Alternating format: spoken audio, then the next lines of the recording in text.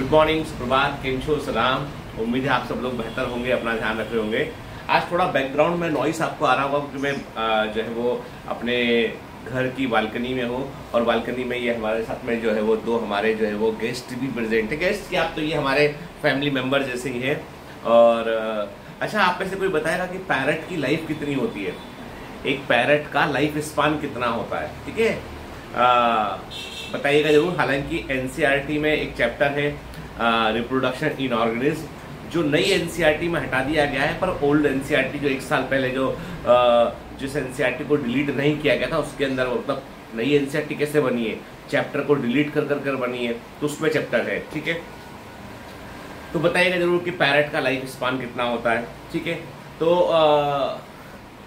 मुद्दे पे आते हैं। मुद्दा ये है कि आज मैंने सोचा कि मैं आपको एक बड़ी अच्छी स्टोरी मैंने कल कहीं पढ़ी सुनी, तो मैंने कहा आज आपसे जरूर मैं डिस्कस करूंगा।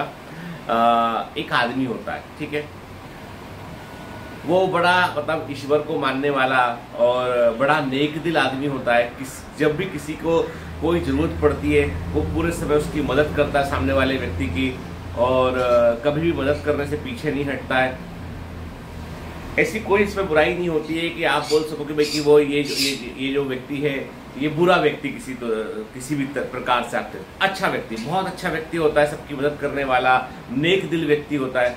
अब उसकी एक दिन जो है वो डेथ आती है, कोई कारण से, कोई दुर्घटना से उसकी डेथ आती है। तो अब चूंकि वो व्यक्ति बहुत अच्छा था, तो वो सीधा जो है ना वो मतलब जो कहते हैं ना भाई स्वर्ग होता है, स्वर्ग के दरवाजे उसके लिए खुल जाते हैं और वो सीधा स्वर्ग से जो है वो, जो स्वर्ग के अंदर भी कई सारे अलग अलग वो हैं लेवल है, सबसे ऊपर वाले लेवल पर पहुंचता है, जिसको बोलते हैं बेकुंड कहते हैं। बेकुंड में भगवान ईश्वर खुद बैठता है। ठीक है, तो वो ईश्वर के पास पहुंचता, भगवान के पास पहुंचता, बोला देखो भाई ऐसा है कि मैंने ऐसा कोई काम तो किया नहीं था कि आप मुझे समय से पहले आपने मुझे बुला लिया है, पर जो भी होगा आपके पास लिखा होगा, जो भी हिसाब किताब मेरा होगा, लेकिन मैं आपके काम से बिल्कुल खुश नहीं हूँ।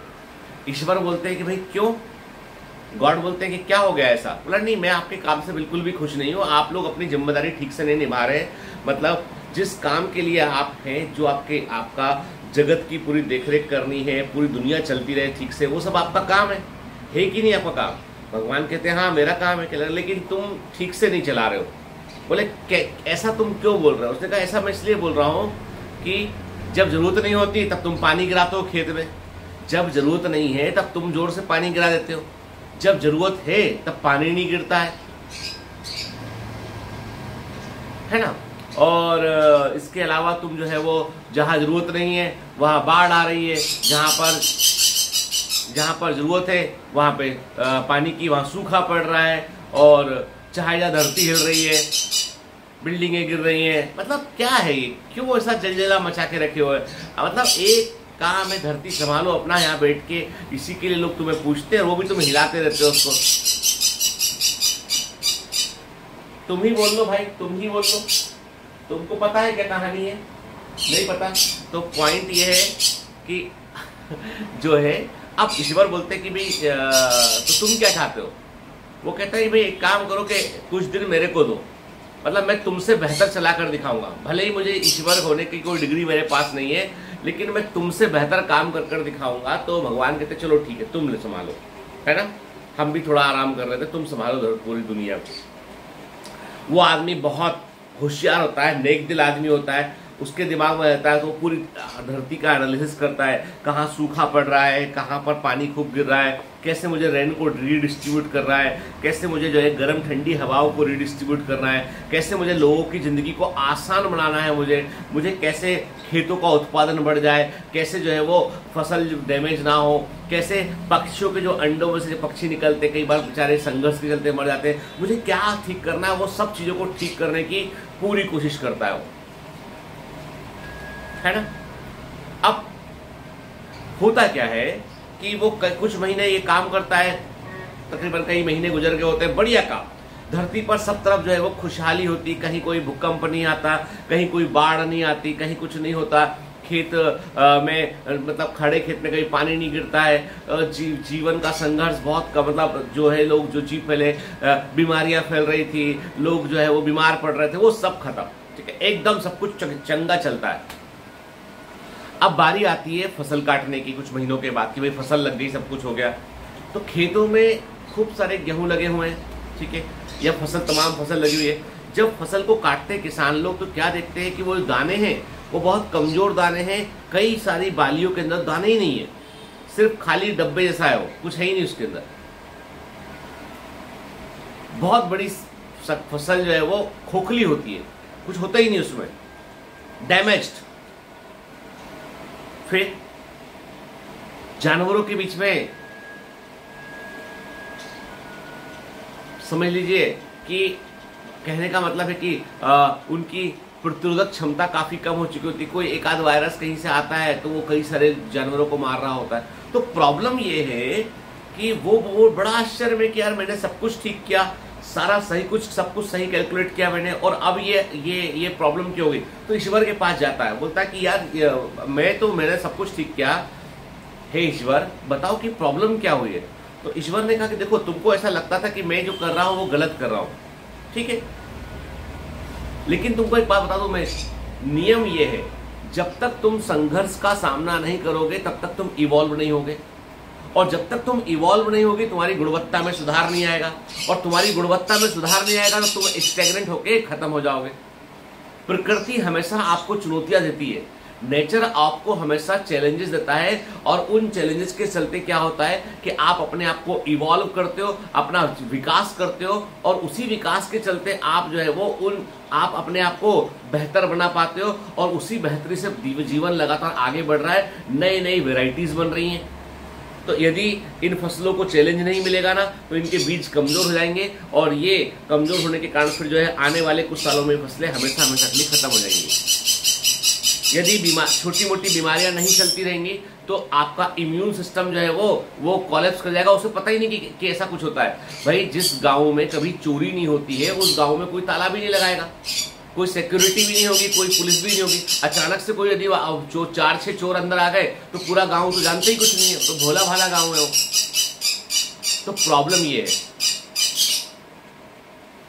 ये है कि यदि आप अपने जीवन से संघर्ष को निकाल देंगे ना तो आपको लगता है कि जीवन सुखी हो जाएगा, नहीं होगा। आप संघर्ष के बगैर आप जिंदगी का मजा नहीं ले पाएंगे। जब आप संघर्ष करते हैं, मेहनत करते हैं और कुछ अचीव करते हैं आप, तो आप उसे सेलिब्रेट करते हैं, और जिंदगी life is all about celebration. यदि आप सेलिब्रेट नहीं करोगे तो लाइफ का कुछ मजा ही नहीं, चार भी नहीं है। भाई तुमने सोचा कि मुझे एमबीबीएस करना है, ठीक है, अगले दिन तुम्हारे घर में एक आदमी आया, बोला भाई साहब आपने सोचा था आपको एमबीबीएस करना है, कहाँ से करना है? हम सोच रहे हैं एम्स दिल्ली से करना है। आ जाओ चलो, बाहर गाड़ी खड़ी है, ऑटो खड़ा है बाहर, चलो ऑटो में बैठो, हम तुमको एम्स दिल्ली छोड़ते हैं। आप पहुंच गए एम्स दिल्ली, वहां जाके तुमने सोचा कि यार 5 साल 5.5 साल एमबीबीएस लगेगा।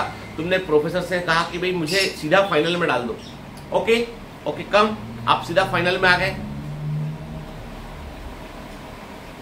सच कह रहा हूं, तुमको थाली में परोसकर मिल जाएगा ना तो तुम सेलिब्रेट ही नहीं कर पाओगे, तुम्हारे लिए उस खुशी का महत्व कम हो जाएगा।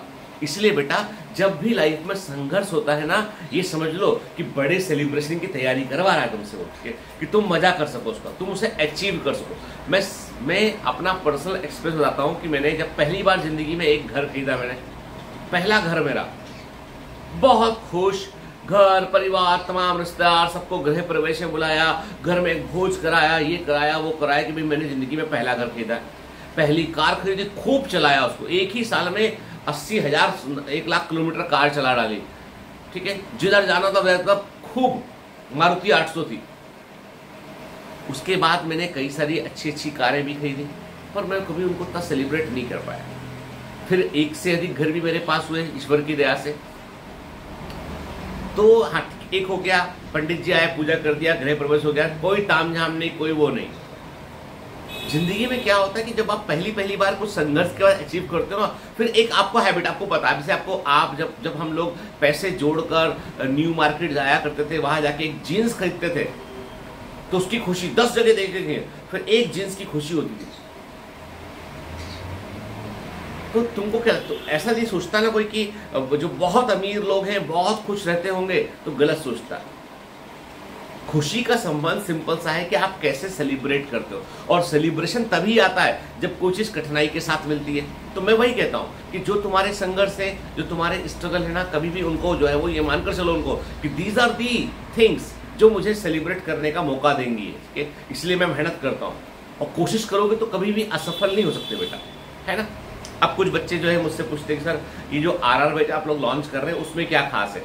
आरआर बैच में सबसे खास चीज ये है कि ये रिपीटर के लिए स्पेसिफिक बैच है। इसमें हम लोग क्या कर रहे हैं कि पिछली बार के आरआर बैच से इस बार के आरआर बैच का थोड़ा कॉस्ट अधिक क्यों है, क्योंकि इस बार के आरआर बैच में जो है वो रिकॉर्डिंग्स के नंबर ज्यादा है, फैकल्टी ज्यादा इन्वॉल्व इसके अंदर है।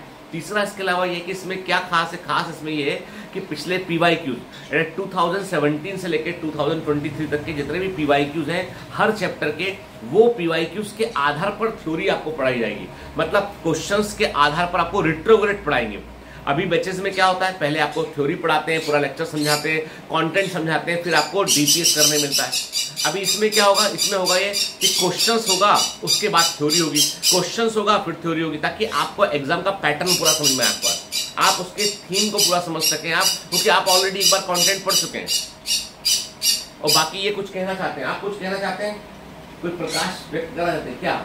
तुम्हारे पास खाना है, पीना है, सब कुछ तो तुम्हारे पास है। पीना मतलब पानी पीना, ठीक है, सब कुछ तुम्हारे पास में है, तो तुम्हें चाहिए क्या? तुम्हारा अमरूद भी रखा हुआ नीचे हमने, हाँ मतलब तुम्हें बाहर निकलना है, ठीक। ये बाहर निकलते हैं, ये जो है ना हम लोग इसकी विंडोज पूरी लगाए थे, ये बाहर निकलते हैं, यहाँ पे उड़ते हैं, फैन हम ऑफ कर देते हैं ताकि इनको लग ना जाए। बाकी ये बाहर निकलते हैं, तो ये उसकी जिद कर रहे हैं कि हमें बाहर निकलना है, हमें घूमना है यहाँ पे बाहर, ठीक है। तो इसके बाद रिकॉर्डिंग बंद करके बाहर निकाल देंगे थोड़े समय के लिए। तो मैं ये बोला था कि PYQ के आधार पर थ्योरी डिस्कस होगी, तो थोड़ा पढ़ने में एक अलग तरह का मजा आएगा, आपको एक थीम समझ में आएगा कि क्वेश्चंस कैसे आते हैं, कैसे अप्रोच करना उन्हें, ठीक है ना।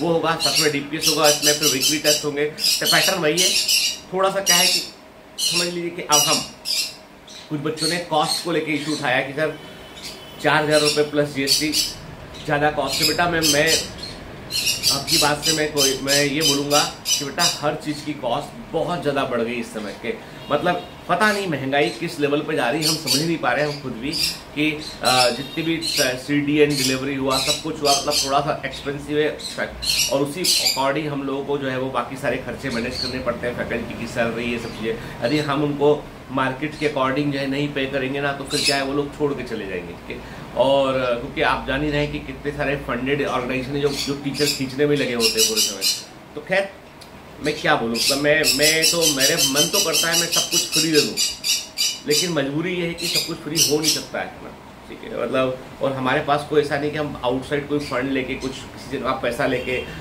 मार्केट में उसको इन्वेस्ट करके फिर उसको लॉन्ग टर्म में कभी निकाल लूँगा बाद में एक साथ, है ना, वो सब हम लोग नहीं कर सकते। इसलिए हम लोग बिल्कुल छोटी लाला की दुकान होती ना कि भैया 4 रुपये का माल आया तो 4.5 का बेचना पड़ेगा, 50 पैसे प्रॉफिट रखना पड़ेगा ताकि खर्चा चल सके पूरा, वैसे काम चलता है, ठीक है। तो उसको लेके आप एक भरोसा रखिए, बायोमेंटर्स कभी भी ऐसा कुछ नहीं करेगा कि जो आपको बहुत मनी ओरिएंटेड लगे, आपको ऐसा लगे कि ये ग्रीड ओरिएंटेड है, ऐसा कुछ बायोमेंटर्स कभी नहीं करेगा, ठीक है। लेकिन there should be a minimum cost की जो हमको लगती है बेटा, क्योंकि 4 महीने बैच चलेगा पूरा वो, है ना, और उसके बाद फिर जो है जैसे क्रैश कोर्स जो बच्चे जो है वो एडमिशन टाइम फ्रेम के अंदर लेंगे तो क्रैश कोर्स भी उनको फ्री मिलेगा अगले, तो वो सारे जो एक्सेस होते हैं ना वो सारे खुल जाते हैं बेटा, ठीक है ना। तो समझिए मतलब इसमें हम लोग को बचता ज़्यादा कुछ नहीं है, इसमें हमको ये सिर्फ इतना सा मेरा कंसर्न रहता है कि जो हमारे यहाँ पे लोग काम कर रहे हैं उनको हम समय पर पे कर सके, सारे खर्चे हम जो है वो अपने बिल चुका सकें, ठीक है ना, किसी के सामने सिर ना झुकाना पड़े हमको, ये इंपॉर्टेंट कंसर्न हमारा होता है। खैर आपकी मर्जी है बेटा, है ना। मैं इतना ही बोलूँगा कि लाइफ में कभी भी संघर्ष को, स्ट्रगल को ख़त्म मत कीजिए, स्ट्रगल चलता रहेगा तो आप जीतने के पायदान पर आप आगे बढ़ते रहेंगे, जीतते रहेंगे, आप जीतते रहेंगे तो सेलिब्रेट करते रहेंगे, और life is all about celebration. चलिए have a great day, all the best, bye bye, enjoy your Sunday.